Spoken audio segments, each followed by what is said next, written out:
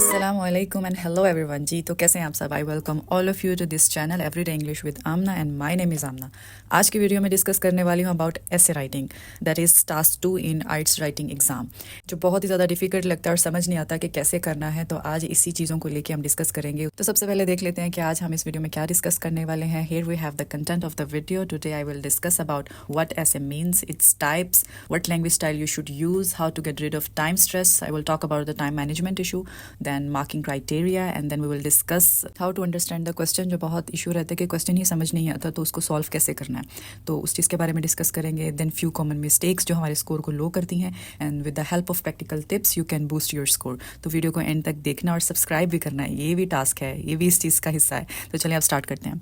ऐसे राइटिंग पता नहीं क्यों बहुत ज़्यादा डिफिकल्ट लगता है, और अगर आप इसको अंडरस्टैंड कर लेते हैं, इसके स्ट्रक्चर को समझ लेते हैं, तो आप कोई भी ऐसे लिख सकते हैं, इतना डिफिकल्ट नहीं रहेगा। You can write any type of essay if you will understand its proper structure and techniques. But word limits को बस ध्यान में रखना होता है। उसके बाद चाहे आप कोई भी ऐसे लिखें, किसी भी टाइप का ऐसे रहे, तो आपको एक प्रॉपर स्ट्रक्चर अंडरस्टैंड रहना चाहिए जो आपके जहन में रहेगा, उसी के अकॉर्डिंगली आपने फॉलो करना है। जब आपको एक ब्लूप्रिंट मिल जाएगा, एक स्ट्रक्चर मिल जाएगा, तो आपको पता है फर्स्ट ये करना है, सेकंड ये करना है, थर्ड ये करना है, वो ही बस आपने जहन में रखना होता है। जैसे कि कॉम्पिटिटिव एग्जाम्स रहते हैं या सिविल सर्विस एग्जाम्स रहते हैं, तो ऐसे सबसे डिफिकल्ट पार्ट रहता है क्योंकि हमें प्रॉपर टेक्निक्स नहीं पता होती।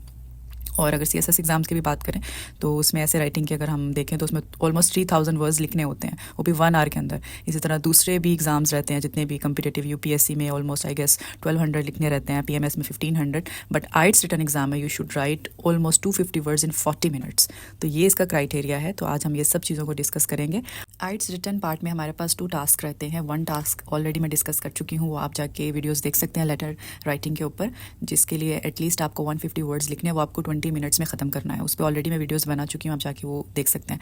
उसके बाद आपका आ जाता है टास्क 2 ऐसे राइटिंग, जिसमें एटलीस्ट आपको 250 वर्ड्स लिखने हैं, आपको ये 40 मिनट्स में ख़त्म करना है। वो 20 मिनट्स में लेटर राइटिंग, और ये ऐसे राइटिंग आपको 40 मिनट्स में ख़त्म करना है। इतनी ही आपको वर्ड लिमिट दी जाती है और इतना ही टाइम दिया जाता है। फर्दर आप समझ लेते हैं कि ऐसे है क्या और उसकी टाइप्स क्या हैं। So the essay is a piece of writing in which you share your point of views, जिसमें आप अपने point of views share करते हैं।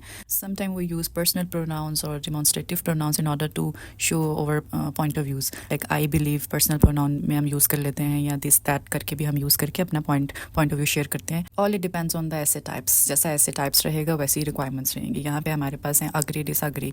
सबसे पहले essay writing में you need to understand the statement। जो भी statement रहेगा उसको समझना है कि ये इसमें मुझसे पूछा क्या जा रहा है, requirement क्या है। तो such type of a statements you can have agree, disagree and discuss। 2 views रहेंगे और आपको दोनों को डिस्कस करना होगा। स्टेटमेंट में एडवांटेजेस एंड डिसएडवांटेजेस के बारे में पूछा गया होगा कि कोई इशू है, उसके क्या एडवांटेजेस हैं और क्या डिसएडवांटेजेस हैं, किसी चीज़ के क्या रीज़न सोल्यूशंस हो सकते हैं, कोई प्रॉब्लम्स और उसके सोल्यूशंस पूछे जा सकते हैं, क्या कॉजेज़ क्या हो रहे हैं और उसके क्या इफेक्ट हैं, और कोई डायरेक्ट क्वेश्चंस भी हो सकता है। तो इस तरह के सबसे पहले आपको अंडरस्टैंड करना है कि मेरा स्टेटमेंट क्या है, मेरा क्वेश्चन क्या है जो मुझसे पूछा जा रहा है, फिर उसके अकॉर्डिंग आपने अपने प्लान को लेके चलना है। क्वेश्चन की समझ आ गई कि इसमें अग्री डिसअग्री करना है, पॉइंट ऑफ व्यू शेयर करना है, एडवांटेजेस डिसएडवांटेजेस बताने हैं, रीजन सोल्यूशन बताने हैं। उसके बाद आपको समझ में आ जाएगा कैसे को मुझे कैसे लेके चलना है। अब यहाँ पे क्वेश्चन आ जाता है कि ठीक है स्ट्रक्चर समझ में आ गया, लेकिन प्रॉब्लम है हाउ टू राइट। तो आपको स्टेप बाय स्टेप अंडरस्टैंड करना होगा। इस वीडियो में हम स्ट्रक्चर, उसके types and how to write a perfect introduction ही सीखेंगे, और उसके बाद हमें अंडरस्टैंड करना होगा कि हमें अपने स्कोर को कैसे हाई करना है। उन पॉइंट्स पे भी हमें बात करनी है। अपने टाइम मैनेजमेंट को कैसे हमने अब सेव करके अपना पूरा टास्क अचीवमेंट करना है। तो यही सब चीज़ें हम डिस्कस करेंगे। Here we have the marking criteria, जो मैंने लेटर राइटिंग में भी डिस्कस किया था कि हमारा राइटिंग पार्ट जो सा है वो 4 पोर्शन की बेस के ऊपर हमें मार्क्स मिलते हैं। 25% आपका ग्रामेटिकल रेंज, एक्यूरेसी, 25% आपकी वोकैबुलरी रेंज, उसके बाद 25% coherence and cohesion, and then task achievement. ये चारों पॉइंट्स आपने you need to cover all these 4 points. जब तक ये 4 पॉइंट्स कवर नहीं होंगी आपका स्कोर कभी भी हाई नहीं होगा। अगर आपने टास्क अचीवमेंट नहीं किया, अगर जो क्वेश्चन की रिक्वायरमेंट है वो पूरा नहीं किया, तब भी मार्क्स जाएंगे आपके। अगर आपके पैराग्राफ्स के अंदर आपके क्वेश्चन के पूरे जो आंसर आपने लिखा हुआ है उसमें पूरी चीज़ें रिलेट नहीं कर रही हैं, कोहेरेंस एंड कोहेजन नहीं है, या टॉपिक से रिलेटेड वोकैबुलरी नहीं है, ग्रामेटिकल स्ट्रक्चर को फॉलो नहीं किया गया हुआ, सिर्फ सिंपल सेंटेंसेस ही यूज़ किए हैं, सिंपल से आपने कम्प्लेक्स सेंटेंसेस को यूज़ नहीं किया हुआ, तो भी आपका स्कोर हाई नहीं हो सकता। तो ये 4 पॉइंट्स को भी आपने जहन में रखना है। उसके बाद आ जाता है कि भी टाइम मैनेजमेंट कैसे करें। मैंने लेटर राइटिंग में भी पहले प्रीवियसली भी इस वीडियो में मैं डिस्कस किया था। अगर आप प्लान कर लेते हो, अगर आपके पास एक स्केच है कि भाई ये मेरे पास स्केच है, इसमें मुझे जस्ट ऐसे फिल करना है, वो 3-4 दफ़ा आप स्केच की प्रैक्टिस कर लो। फर्स्ट लाइन लिख लो, उसके बाद फर्स्ट पैराग्राफ की लाइन लिख लो, फिर उसके बाद सेकंड की, थर्ड की, और लास्ट की। ऐसे एक स्केच बना के रख लो, उसमें बाद में आप टॉपिक से रिलेटेड लाइन्स ऐड कर लो, तो आपके लिए बहुत ईजी हो जाएगा। लेकिन प्रैक्टिस करके ही ये होता है। हम बस सुन लेते हैं, समझ लेते हैं, लेकिन लिखते कुछ नहीं है, प्रैक्टिस कुछ नहीं करते, एग्जैक्ट एग्जाम में जाके ही वो करते हैं। तो उस टाइम पे ये सब चीज़ें नहीं होती है। प्लान करना आपको पहले ही सीखना होगा। अलार्म लगा के आप प्रैक्टिस करें कि 40 मिनट्स में मुझे अपना ये टास्क खत्म करना है। जब आप प्लान करना पे प्रैक्टिस हो जाएगी तो आपको ज़्यादा हार्डली 5 मिनट्स लगेंगे प्लान करने के लिए। आप टॉपिक से रिलेटेड ऑलरेडी आपने वोकैबुलरी पे काम किया होगा, तो आपको पता होगा कि मुझे ये वाले वर्ड्स इसमें ऐड करने हैं। तो उसके बाद भी आपके पास टाइम बच जाएगा, क्योंकि ओनली 250 वर्ड्स लिखने हैं। सिर्फ प्रैक्टिस ही मैटर करता है यहाँ पे। और यहाँ पे एक और चीज़ आपने जहन में रखनी है कि आपने फॉर्मल वर्ड्स ही यूज़ करने हैं, इनफॉर्मल वर्ड्स यूज़ नहीं करनी। वोकैबुलरी के यूजेज बहुत ज़्यादा इंपॉर्टेंट है कि आप कौन सा वर्ड यूज़ कर रहे हैं। आप पूरा अच्छे से करके आ जाते हैं, लेकिन इनफॉर्मल वर्ड्स इतने सब यूज़ हो जाते हैं जिसकी वजह से पूरे मार्क्स वहाँ से निकल जाते हैं। तो उसके लिए ऑलरेडी मैंने एक वीडियो बना के भी सेंड की है, तो वो भी आप देखें, फॉर्मल और इनफॉर्मल वर्ड्स, ताकि वो कलेक्शन भी आपके पास कुछ वर्ड्स की रहे। उसको लिस्ट बना के भी रख सकते हैं, तो ताकि आप प्रैक्टिस कर सकें। This is the structure of the ऐसे कि आपके पूरे ऐसे के अंदर कौन से अहम पार्ट्स रहते हैं। सबसे पहला और इम्पॉर्टेंट पार्ट रहता है इंट्रोडक्शन। उसके बाद आपका आ जाता है बॉडी पैराग्राफ्स और देन कंक्लूजन। यही 3 इंपॉर्टेंट पार्ट्स हैं जो आपने कवर करने हैं, लेकिन इनके आगे बहुत सब चीज़ें आ जाती हैं, वो हम डिस्कस करेंगे। लेकिन सबसे पहले आपके ज़हन में ये रहना चाहिए कि आपका फर्स्ट इंट्रोडक्शन का रहेगा पैराग्राफ, देन बॉडी पैराग्राफ्स रहेंगे, एंड देन कंक्लूजन का एक पैराग्राफ रहेगा। ये तो इसकी एक बेसिक रिक्वायरमेंट है जो आपको पूरे करनी है। अब इस स्ट्रक्चर में हम सबसे पहले बात कर लेते हैं कि इंट्रोडक्शन, जो बहुत ज़्यादा डिफ़िकल्ट लगता है कि स्टार्ट कैसे करना है, लिखना कैसे है, फर्स्ट लाइन क्या होनी चाहिए, कैसे स्टार्ट करें। हमें समझ तो आ गया है, क्वेश्चन भी समझ में आ गया है, लेकिन लाइन कैसे लिखें ये चीज़ समझ में नहीं आती। और ऐसे का इंट्रोडक्शन ही सबसे ज़्यादा इंपॉर्टेंट है। इसी में पूरा ऐसे आ जाता है, क्योंकि ये आपके पूरे ऐसे का क्रक्स है। ये कह सकते हैं कि एक पूरा एक निचोड़ है, क्योंकि उसके बाद जो बॉडी पैराग्राफ्स आते हैं वो इंट्रो को ही, आपके इंट्रोडक्शन को ही सपोर्ट कर रहे होते हैं। तो ये जानना बहुत ज़रूरी है कि आपका इंट्रोडक्शन बहुत ज़्यादा अच्छा, एरर फ्री होना चाहिए, क्लियर होना चाहिए। क्योंकि कहते हैं ना, first impression is the last impression. तो वो इंट्रोडक्शन ही इसी तरह का होता है कि आपका जो फर्स्ट इंप्रेशन है उसी में समझ में आ जाता है कि पूरा ऐसे में आगे क्या होगा। इंट्रोडक्शन इतनी वैल्यू रखता है, because in this short paragraph you will attempt to address the topic and give a basic overview of your essay. So it should be clear and error free. अपने एग्जामिनर को impress करने के लिए ये error free होना बहुत ज़रूरी है। फर्दर हम अंडरस्टैंड करेंगे कि एक बेस्ट इंट्रोडक्शन कैसे लिखा जाए, उसका इजी तरीका क्या है, स्टेप बाय स्टेप उसको समझेंगे। लेकिन सबसे पहले हमारे पास कुछ क्वेश्चंस आ जाते हैं जो ज़्यादातर स्टूडेंट्स पूछते हैं। Do I always to follow the same rules for writing an introduction? Will every essay require the same sort of introduction? Do I need to outline my essay in the introduction? Does each part of the introduction really require just one sentence? Is there an ideal number of words to write in an introduction? कि इस तरह के बहुत question रहते हैं कि अभी structure समझ में आ गया तो सेम रूल ही, जितने भी टाइप्स के एसेज रहेंगे वही सेम रूल ही अप्लाई होगा इंट्रोडक्शन के लिए, या मुझे डिफरेंट लिखना होगा। कुछ का ये क्वेश्चन रहता है कि 1 सेंटेंस में क्या इंट्रोडक्शन ख़त्म कर सकते हैं।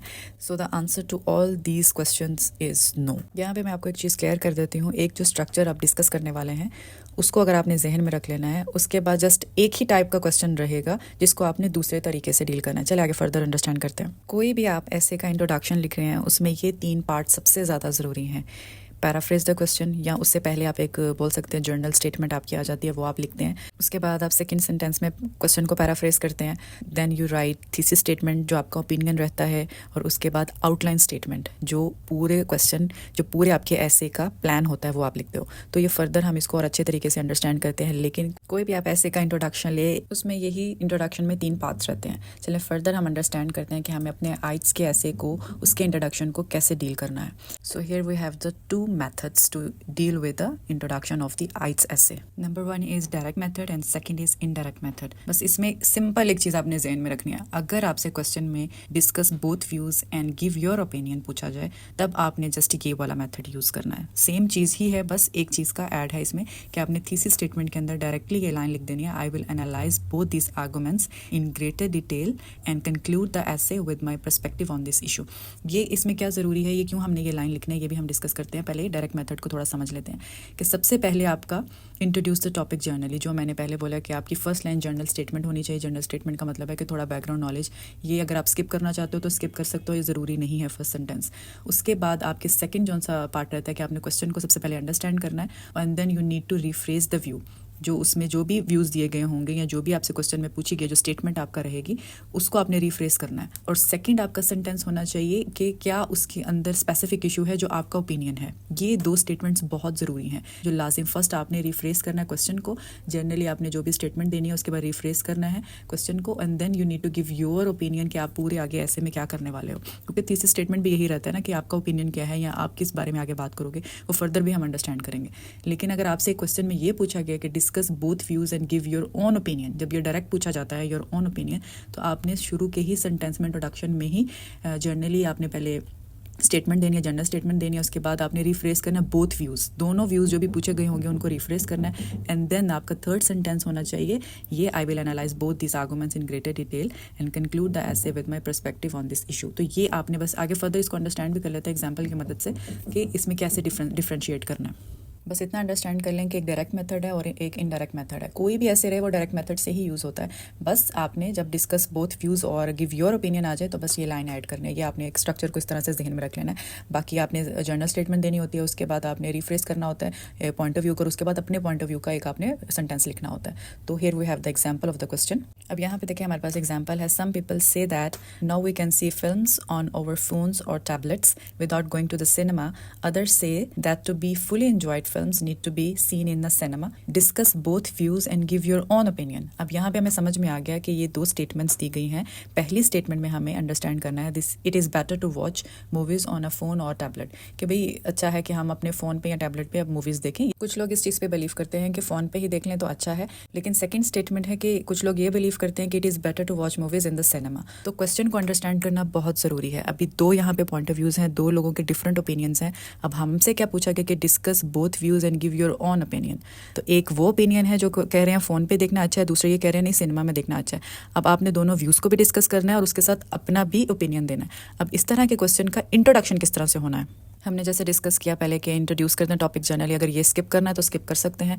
वही दो स्टेटमेंट्स को आपने सबसे पहले सेंटेंस में रिफ्रेस कर देना है एंड देन आपने अपना भी ओपिनियन बता देना है। तो चलें इसका इंट्रोडक्शन देखते हैं कि इसको कैसे लिखना है।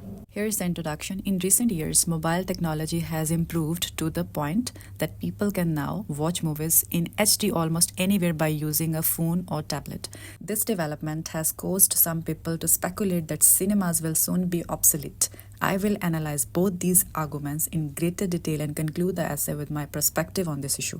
So आपने देखा फर्स्ट सेंटेंस के अंदर ही जर्नल स्टेटमेंट के साथ ही मैंने पॉइंट ऑफ व्यू पैराफ्रेज करके, जो ऑलरेडी ऐसे का पॉइंट ऑफ व्यू है कि कुछ लोग फ़ोन और टैबलेट पे पसंद करते हैं मूवीज़ देखना, तो starting line he in recent years mobile technology has improved, ये थोड़ी जनरल स्टेटमेंट यानी कि एक बैकग्राउंड नॉलेज के साथ थोड़ा जो पॉइंट ऑफ व्यू उसको भी अच्छे वर्ड्स के साथ एलैबोरेट कर दिया, पैराफ्रेज कर दिया। अब यहाँ पे एक चीज़ बहुत ज़्यादा समझने की रहती है कि आपने अपने ऐसे में जिसमें इस तरह का क्वेश्चन पूछा जाता है कि आप अपना ओपिनियन दें या दो ओपिनियंस रहती हैं, तो आपने स्टार्टिंग पे ही इंट्रोडक्शन में ही बता देना रहता है कि आपकी क्या ओपिनियन है या आप क्या डिस्कस करोगे। या तो आप दोनों ओपिनियन में न्यूट्रल रहते हो कि हाँ टैबलेट्स पे भी देख सकते हैं या सिनेमा में भी जाके देख सकते हैं, ये भी बेटर है वहाँ जाके, आप दोनों में न्यूट्रल भी, और उसके बाद आप अपना ओपिनियन थर्ड पैराग्राफ में दे सकते हो, या फिर आप उसके फर्स्ट ओपिनियन के अगेंस्ट बात कर सकते हो, जैसे कि इस इंट्रोडक्शन में हुआ है। ये फर्स्ट तो है कि कुछ लोग ये बिलीव कर रहे हैं टैबलेट पे या फ़ोन पे ही हमें देखना चाहिए। तो जो आपका सेकंड सेंटेंस है उसी से ही समझ में आ गया कि आप इस फर्स्ट वाले ओपिनियन के अगेंस्ट बात कर रहे हो कि लोगों का परसेप्शन है कि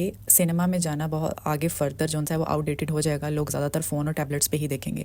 तो इसी इंट्रोडक्शन से ही समझ में आ गया कि पूरे ऐसे में क्या होने वाला है। फर्स्ट एक जर्नल स्टेटमेंट और point of view, first point of view को डिस्कस किया गया। सेकंड आपका थीसिस स्टेटमेंट आ गया कि आपका ये पॉइंट ऑफ व्यू है कि ये लोग बिलीव करते हैं, उनका ये उन्होंने परसेप्शन बना लिया है कि ज़्यादातर सिनेमा आगे आउटडेटेड हो जाएगा, लेकिन मैं दोनों व्यूज़ को डिस्कस करूँगा और फिर बाद में अपना ओपिनियन दूंगा। और इस तरह का आप इस ऐसे का इंट्रोडक्शन जो है आप इस तरह से भी लिख सकते हैं कि आप डायरेक्टली थर्ड लाइन में आप बता दें हाउएवर दिस ऐसे विल आगो अगेंस्ट दैट व्यू पॉइंट, कि आपने शुरू में ही बता देना है कि आपका क्या पॉइंट ऑफ व्यू है।